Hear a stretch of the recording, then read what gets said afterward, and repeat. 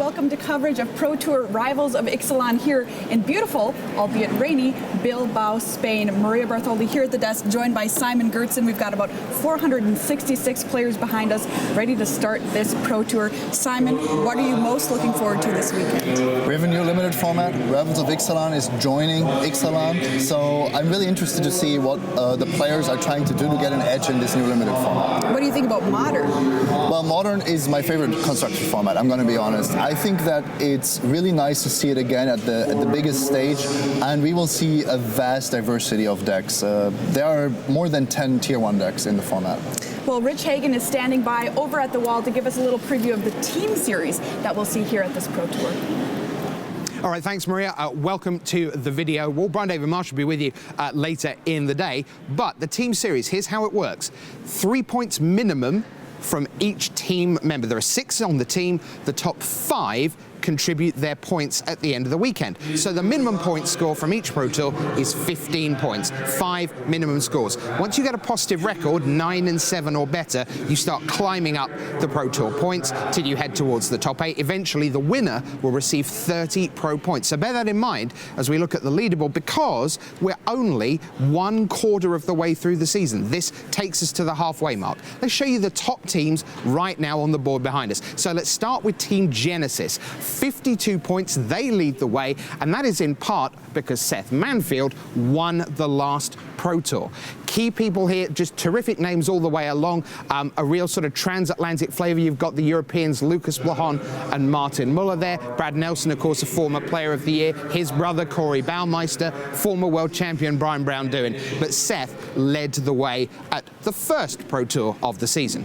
On we go to the second place team, 51 points, so just one behind. So literally one player getting to 9 and 7, their 5th player, versus an 8 and 8 for the last player on Genesis. That would be that 1 point difference. It's Team CHANNELFIREBALL. Now, I want to talk to you about Josh Utter-Leighton. He could be critical to the destination of this Pro Tour, because Josh is a tinkerer. Josh is someone who looks at deck lists and goes, there's the weakness, there's the hole. There are the 3 cards that I can shift in the main deck or even in the sideboard to transform a couple of 50-50 matchups into, maybe it's only 55-45, but it's the kind of edge that he specializes in.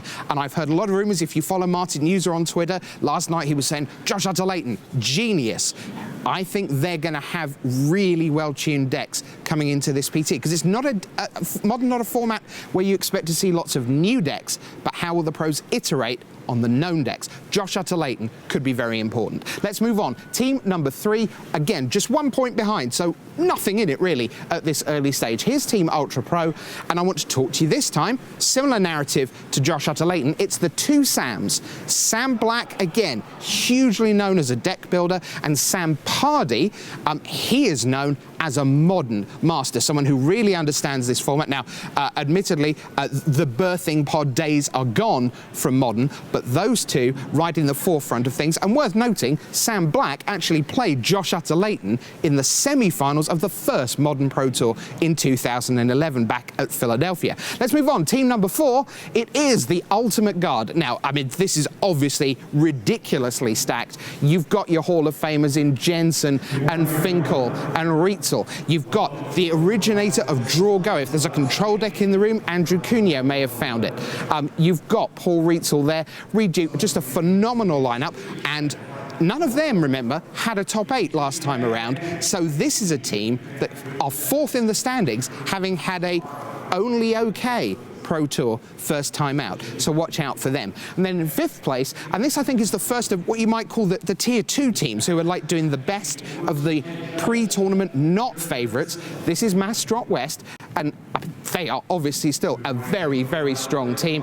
You've got Sean McLaren there, Rob Pisano, John Stern, Pascal Menard, who of course finished 2nd at the Pro Tour. Great job by him. Eric Severson and Ben White. Super good. Let's take a look at the overall leaderboard. So top 16 teams for you. Here we go. There's the first 4 we talked about, Mastrot West. We're going to hear plenty from Brian and the Metagame Gurus Moon Squad. Tower Games, that was Sam Eilenfeld's team. That's That's why they're doing so well. Revelation, the other half of Genesis, see what they did there? But I want to talk about this team down here, number 16, Team Masashi, the reigning Team Series champions. And what are they doing in 16th place? Only 30 points. That is a huge gulf to make up. 22 points. That's basically, they really need a couple of players in the top 8 if they're going to work their way up. But there's still time. We've only had one of the 4 Pro Tours, and this one takes us to halfway. So that's the story for the Team Series here at Pro Tour Rivals of Ixalan. Thanks so much, Rich. Well, before we get to Modern here today, the first thing we're going to do is we are going to draft Rivals of Ixalan. Simon, what has changed with the addition of Rivals? So Ixalan is a tribal set. We have vampires, merfolk, these are the two color tribes, and then we have pirates in blue, red, and black, and dinosaurs in Naya, white, green, and red. These things all stay the same, but the tribes do draft themselves differently. And it's also possible to now draft black, green, and blue, white with a bit more support by Rivals of Ixalan. What do you think about the addition of cheaper removal and more bounce in this format? How has that kind of shaken things up? It leads to more interactive games and less of these highly linear strategies where you can just play one tribe or a lot of auras and you don't have to fear interaction from your opponent before turn 4, for example. And now with a lot more 2 and 3 mana instant speed interaction pieces, I think the draft format overall has gotten more complex. Do you think the speed has stayed the same? Because Ixalan was a pretty fast draft format. Are we able to draft slower decks in this format? I absolutely believe so, but the verdict is not out yet. It's always hard to say early on in the format. The aggressive decks do better because people are not yet used to what they have to deal with. If you want to draft control, you have to know what are the threats you have to answer, what is the speed you have to account for. So I think 2-drops are super important. You don't want to be on the draw and skip your 2-drop, but you can absolutely draft slower decks in the format, yes. So let's talk a little bit about the archetypes that we're familiar with from Ixalan and what they might be dealing with now with the addition of Rivals. Let's start with Merfolk. How is that deck kind of shaping up differently with the addition of Rivals? So I think Merfolk has gotten quite a bit weaker. Previously, you could basically draft 2 different Merfolk decks. The classical tribal Merfolk deck, and also you could draft this kind of hex-proof one with the wind, one-trick Jade pony. Guardian, exactly. Slap it on there, swing, swing, swing. But that's not possible anymore because Ixalan is now only 1 out of the 3 packs and you don't get enough of these cards anymore. Of course, putting counters on your creatures is still very, very good, but overall, I think Merfolk has actually taken a hit. All right, how about Pirates? We only get 1 pack to get the Cutlass, and I know that's something that's pretty important.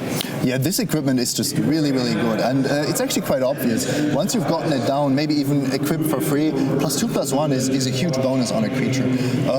Pirates live off the raid mechanic, and what's really great is that they've gotten a lot of 2-drops that are evasive. A 2/1 with Menace, a 2/1 that's flying when it's attacking. Pirates has gotten more aggressive and better as a result. And you know, we saw a deck at London that had 4 copies of Grasping Scoundrel that took the whole thing down. Is Pirates even more aggro than it used to be, do you think?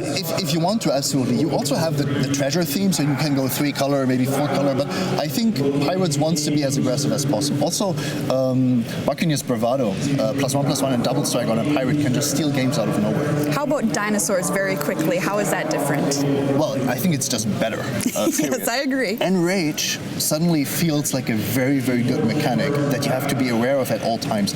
Previously, it felt like a small add-on, or it was on some rares where it was clearly great, but now it feels like it's really a cornerstone of the strategy. How about Forerunner of the Empire? Well, that's actually one of my most favorite outcomes. It's probably not right at the top because there is, Ravenous Chupacabra, but Forerunner of the Empire is great. All right, well, Rich is standing by to give us a preview of our featured pod.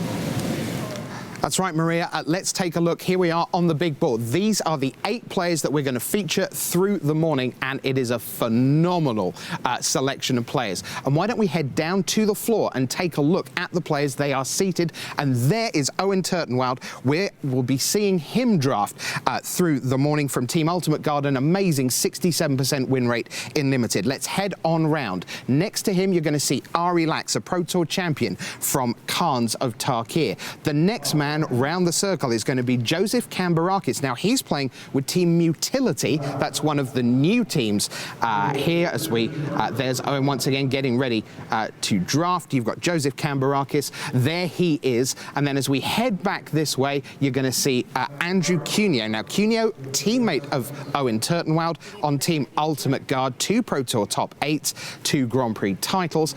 There he is. That's Cuneo in the Ultimate Guard shirt. Next round, it's Colin Roundtree from the comic book store. You see his shirt there. 66% win rate at GPs. Ben Whites is from Team Mastrop West Silver Pro with 5 Grand Prix top 8s. And then the man we're going to start with live, it's Seth Manfield from Team Genesis, your Pro Tour champion. And next to him, oh boy, Israel Sanchez, an RPTQ of 41 years old, playing in his first Pro Tour, seated between Seth Manfield and Owen Turtenwald. That is your feature pod here at Pro Tour Rivals of Ixalan. It is a great one. Yeah, it turns out those players are pretty good at Magic. It's going to be some exciting stuff to watch, and Simon and I will be able to watch the second drafter that we don't watch this time. Simon, just overall, Pro Tour, you're sitting down to the first draft. What does it feel like? It's super exciting. You have put in all this preparation, but there's always this element of randomness, and you don't know what level the other players are on. What do they really want to draft, and how will you be able to read the signals? I think this is the most exciting time at the Pro Tour. All right, well, I'm pretty excited too. So let's head down to the feature match area for our first draft. 5 seconds.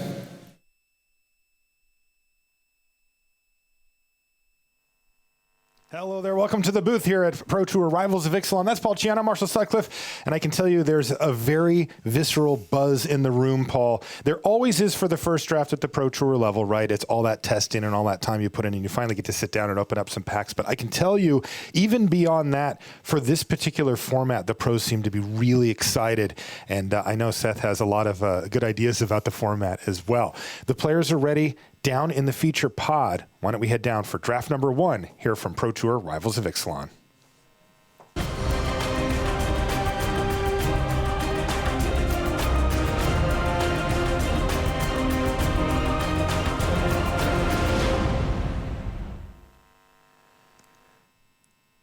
Hello and welcome to coverage of Pro Tour Rivals of Ixalan. I'm Marshall Sutcliffe in the booth with Paul Chion, and we've got our first draft all lined up. And boy, Paul, do we have a pod here. We're going to be kicking things off with numero uno, number 1 in the world, Seth Manfield. But boy, he is not the only big name at this table. We've got Owen Turtenwald, Ari Lax, Andrew Cuneo, Ben White, all at this one table. And of course, this is just random, right? Yep. You know, you look at the day 2 pod, and sure, you're going to have a lot of big names because a lot of the good players finish well. But here, this just happened this way. Yeah, this pod is totally stacked. And of course, Seth Manfield, ranked number 1, winning Pro Tour Ixalan. Look at him. He doesn't look nervous at all. He is. This is just he another day in gets the so park. antsy, but you're right. He does have a way of kind of hiding it. Yeah. But I can tell you, he is definitely excited to get his hands on these packs. All right, it looks like he's into the first one. All right, what is he going to look at? A lot of powerful rares in this format. That's kind of what you're looking for here, and that is a great one. Yeah, he's got a Warkite Marauder pulled to the front of the pack. A really powerful, kind of compact rare for this set, right? It's not one of these big bombs, but it's really good. Yeah, at the end of the day, it's a 2-mana 2/1 flyer, but it gets a lot of work done. You know, there's not a lot of reach creatures in the format. And so if your opponent plays something like a Grazing Whiptail, this has the ability to just kind of basically shut that down. There's also cards like, Fanatical Firebrand that you want to put in your decks, and this allows you to just be able to finish off any giant creature with that combination. Yeah, that's a really good little 1-2 punch, and Seth is going to be happy to pick up a Warkite Marauder. Now, we know some of the rares in this set are super powerful. He, of course, would have preferred one of those. Yeah, this is not even top tier. It is not, but you're not going to complain about a Warkite Marauder either. It's pretty strong. Let's see what he wants to pick up second. This is getting kind of interesting. As you can see, he's pulling up sort of a bevy of cards to the front of the pack here. Silvergale Adept looks to be the one that he's got to the front, at least at the moment. It's on color.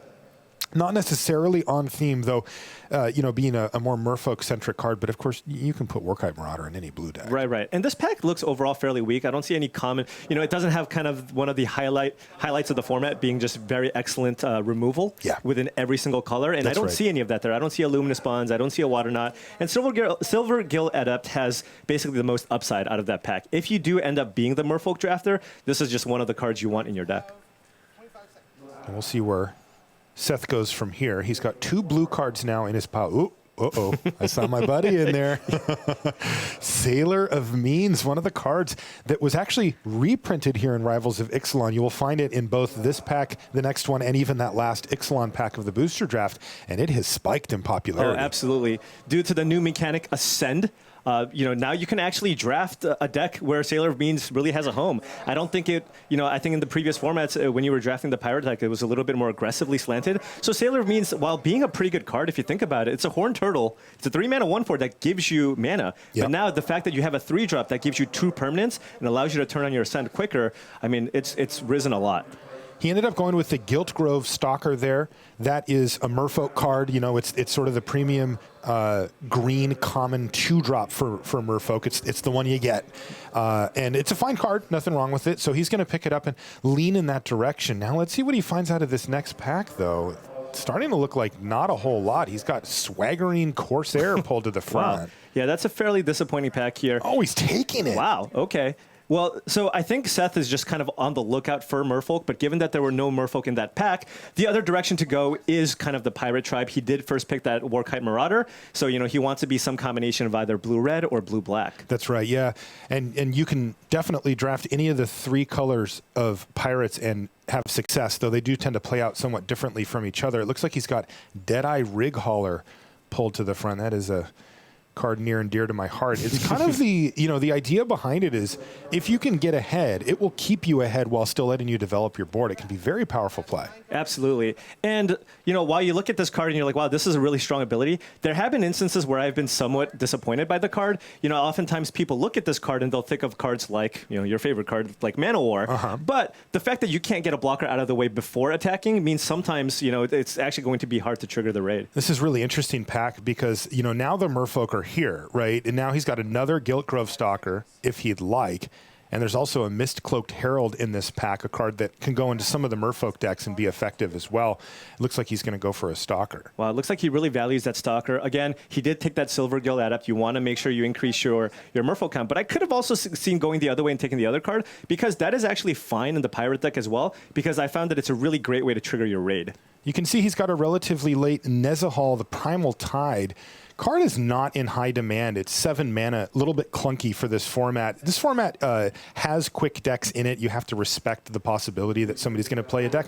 Honestly, like the one Seth is building here, and he's just going to go ahead and take Woodland Stream there. He had a chance for a Jade Bearer, but he must agree with my take on it. A little low impact. It's an okay card. It's not that you can't play it, but it's not great. Yeah, it's I'd rather just make sure my mana is great with that Woodland Stream. I think that is, even in a Merfolk deck, it's kind of replacement level. Right. Here's Jadecraft Artisan pulled to the front of the deck now. He's going to take that over the Cherished Hatchling. That card can be very difficult to set up, and he's not really doing the dinos thing anyway. And Seth is setting in pretty nicely. He has a good amount of Merfolk, and as Simon alluded to earlier, I do think Merfolk overall has gotten much weaker. You have, I would say you have stronger payoff cards because you have the Merfolk Mistbinder and you have cards like Kumena, Tyrant of Araska. But at the same time, the commons, I think, are a lot weaker. You don't have access to the Mythic Common in River Herald's Boon to completely blow people out. So I think, oftentimes in a draft, you can only really support one Merfolk drafter now. Maybe even slightly less than that. 0.8. Yeah. So we'll see, though, if Seth Manfield, he's in the sort of the dregs of this first pack here, but maybe he will be able to get enough together. I would call the start that he has here fine. Yeah, right? it's pretty this reasonable. Is not exciting. Yeah, and at the same time, we just haven't really, we talked about how just there's a lot of good premium removal in the set, and he just hasn't seen any of them. Zero. And no that kind of makes sense, to be fair. You open a pack, you're just going to take it. The best basically common in every single color is whatever 3-mana removal spell is available. You have cards like Bombard, Luminous Bonds, Water Knot, and Impale. Yeah, Black somehow got 2 of them.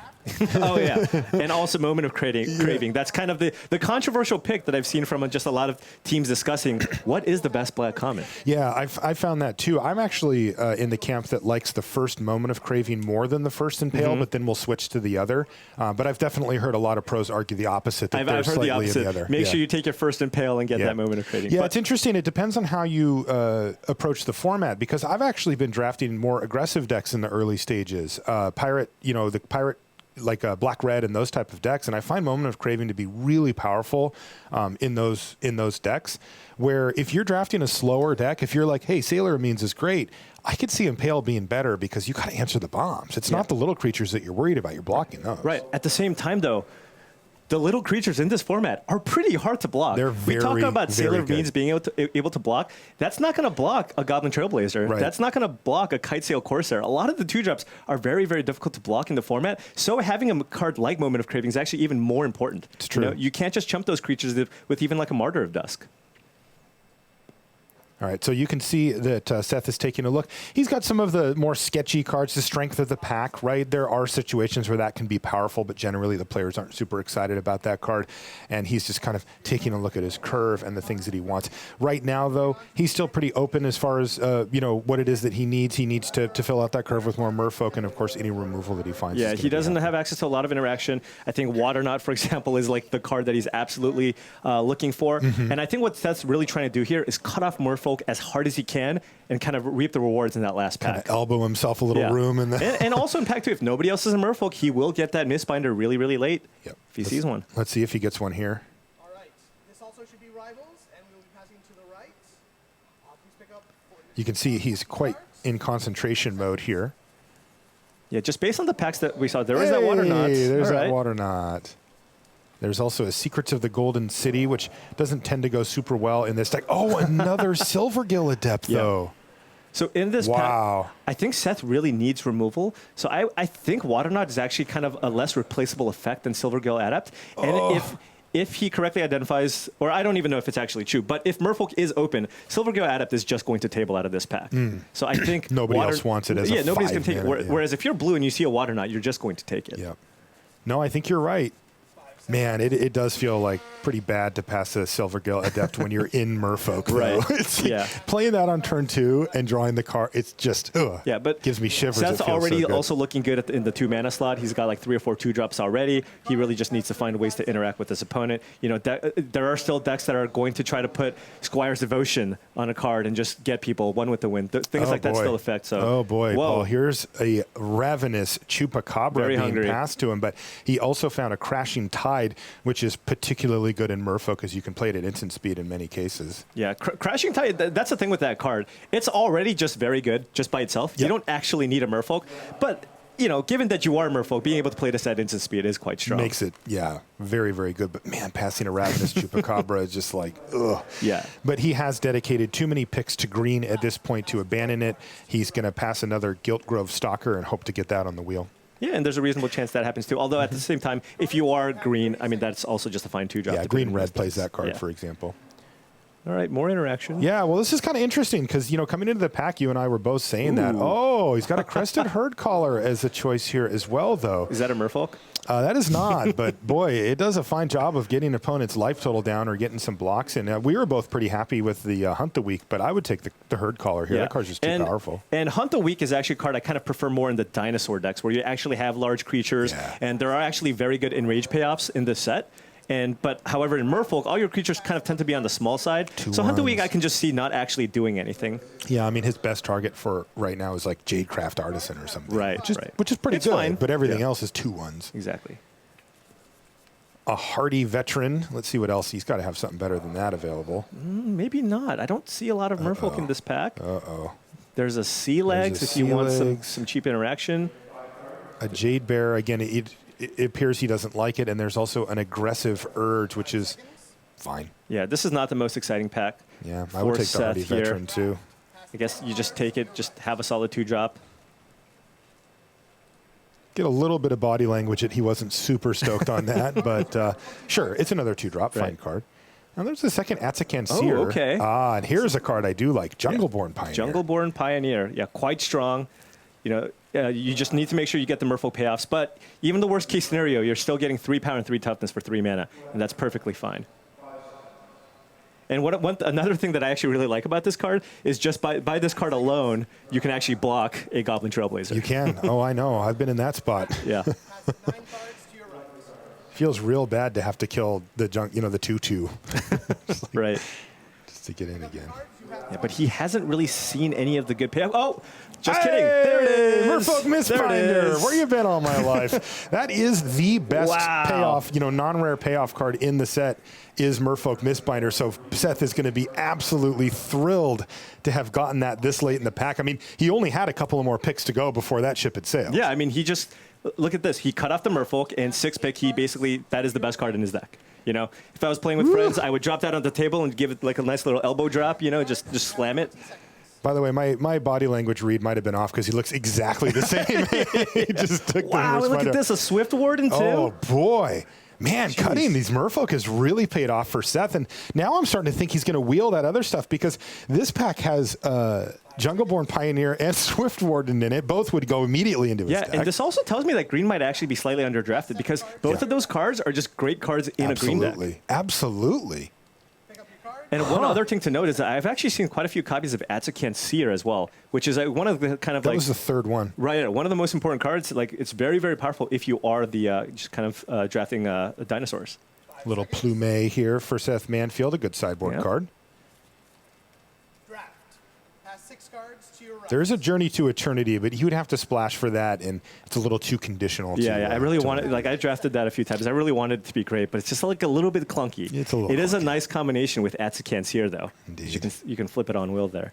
So now, Seth, it really appears he's in the correct colors, as 4 of the 6 cards left in the pack are either green or blue. He's just going to go for Overgrown Armasaur. Fine card, just a decent 5-drop for his deck. Yeah, I guess he decided he didn't need a second plummet.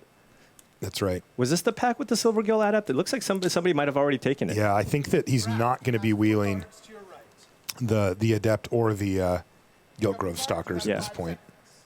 And that is rough. I mean, he did get that payoff, though. He did get the Mistbinder. Yes, But, this pack went very well for yeah. him. Remember, we were saying, yeah, he's really got to find some interaction. Boom, first 3 picks, he's just like water knot, Right. getting good stuff. He also increased the power level of his pool pretty significantly, with pack the 2 was Crested Herd amazing. Caller. Yeah, the Mistbinder, he really did add a lot of big hitters to his deck. So, yeah, I think if I'm Seth, I'm feeling pretty good about my position. Is anybody in Dinosaurs, you think? Yeah. No, maybe not. He's actually going to just pass the Seer, too. He's like, I might run the Strider Harness. Oh, the poor Canal Monitor, Yeah. always last. And I think if you're in Seth's position here, if after two packs you have a reasonable deck, an average Merfolk deck, maybe slightly above average, you have the Lord, you got to be feeling very thrilled going into that last pack. This is where he can actually get some of the best possible cards, Yeah. right? I mean, you mentioned River Herald's Boon. I assume that those will just be wheeling around the table freely. He can get them whenever he wants. But we all thought that the Merfolk deck was better in Ixalan. Now he gets a whole pack of it seemingly to himself. Yeah, now, again, if he just... all the copies of River Herald's Boon, he's going to be snapping them up. He has some of the... He did get that payoff card in the Merfolk Lord, but I think actually a lot of the Merfolk in Ixalan might be stronger. And now he has the opportunity to pick up some of the auras, things like One with the Wind, get some of the... But I think all he's looking for is just pick up as many copies of those River Herald's Boon as he can find. Yeah. But yeah, Swift Warden as well. Yeah, what did you think about the Swift Warden versus Jungleborn Pioneer pick? I think the Swift Warden gives you like another angle of attack. It's just like I just like instance. I just and Seth is one of those players where he can really leverage that advantage. Just being able to kind of have tricks in your. I think it's really important to actually just have tricks in your deck because that's the way that you can actually kind of maneuver around what your opponents can do. So I like the Swift Warden pick. Yeah, Swift Warden is really nice. Now that he got the Merfolk Mistbinder, having another Jungleborn Pioneer wouldn't have been the worst. Right. But even then, I still would probably argue for the Swift Warden. It can be a 2-for-1. Yeah, You could just eat a creature or blank a removal spell. Absolutely, it just ambushes. It's great. 3-mana, 3/3 flash. Sometimes you might even be able to save your Lord. Like the first or second draft I did of this format, I ended up with 3 of those somehow.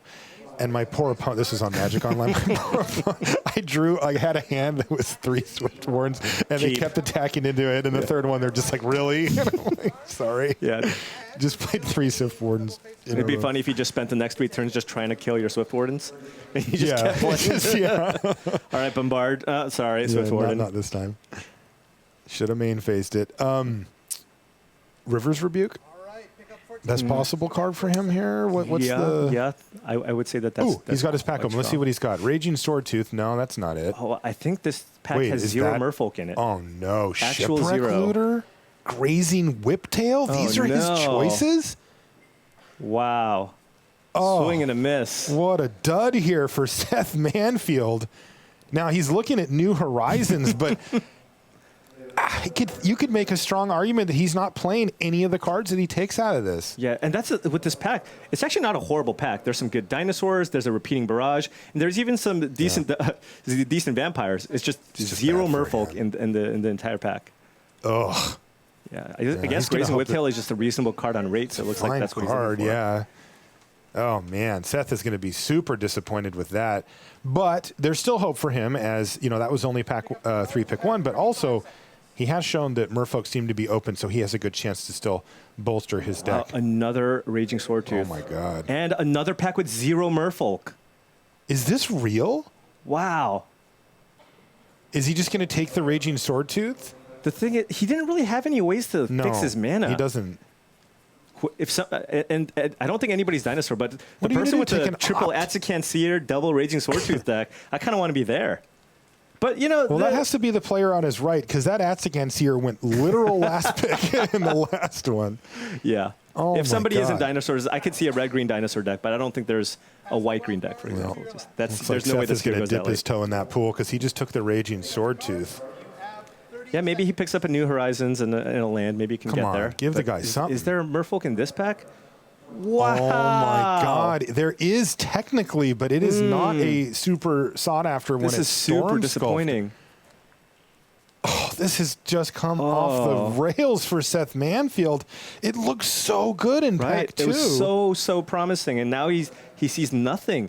He can just take, I guess, a Colossal Dreadmaw just to have a big monster in his deck, and it looks like he might just have this like weird hybrid deck. Storm Sculptor is not really a card I want to take early. It's you know, there's not a.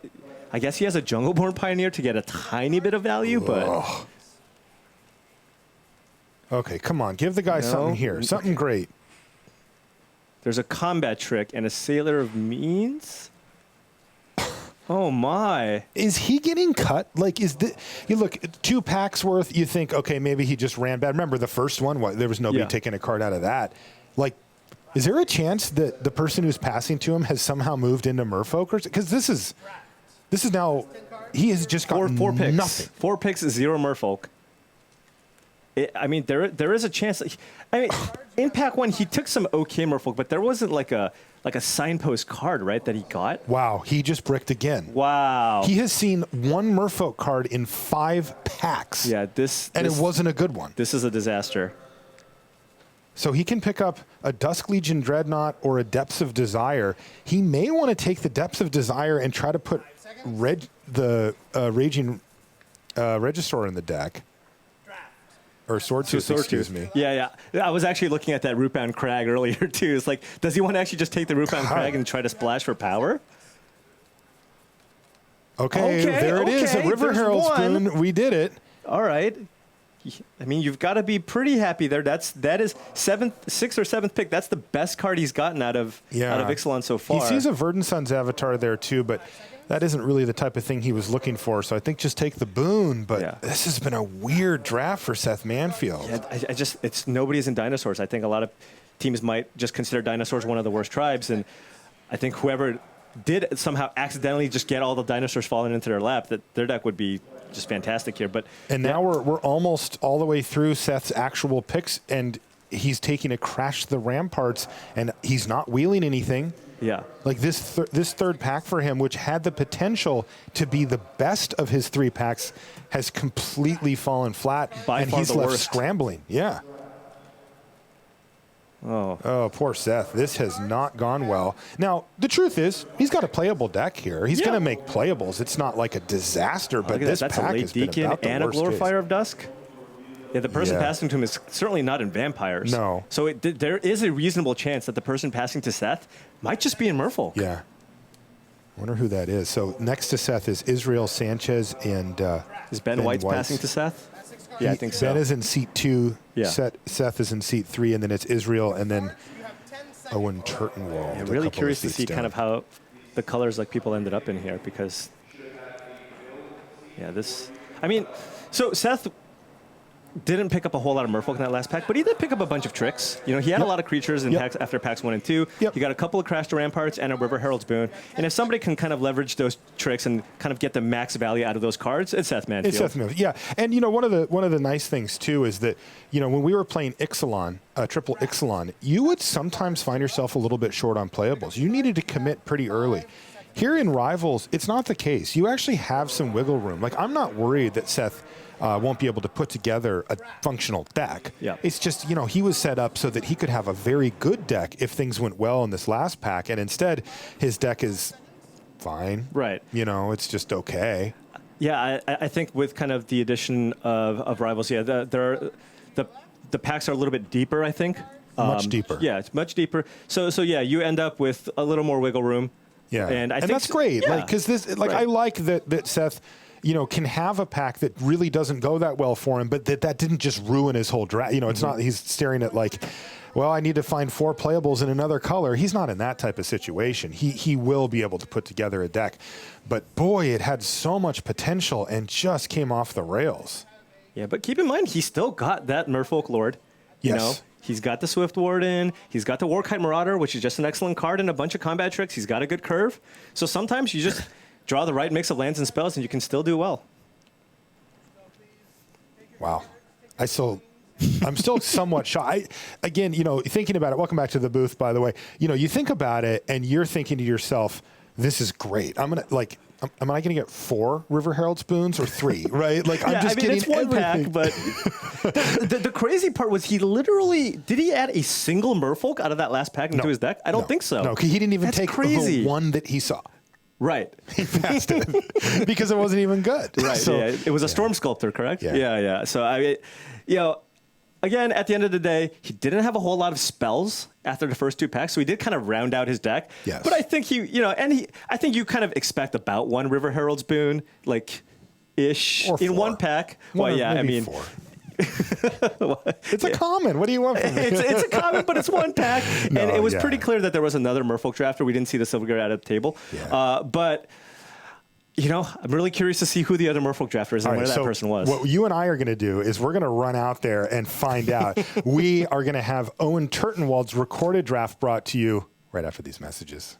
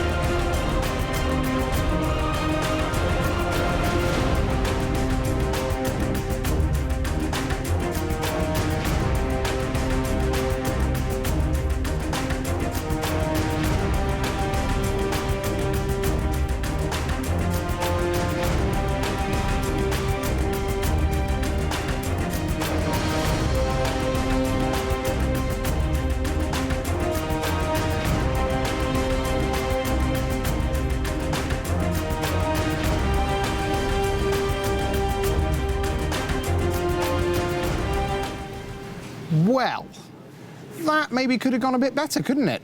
Looked like things were going swimmingly, as it were, through the first 2 packs, but then Ixalan turned up, and where had all the fish gone? That's one of the questions Marshall and Paul are going to try and answer as the players behind me are building their decks right now. Ben Whites, did you cut Seth Manfield in that 3rd pack? More importantly, where did all those dinosaurs go? Well, of course, we know the historical answer to that, but what about in the draft? Maybe we get some clues as we go 2 seats round the table and look at every pick of every pack of Owen Turtenwald in the company of Maria Bartholdi and Simon Gertzen.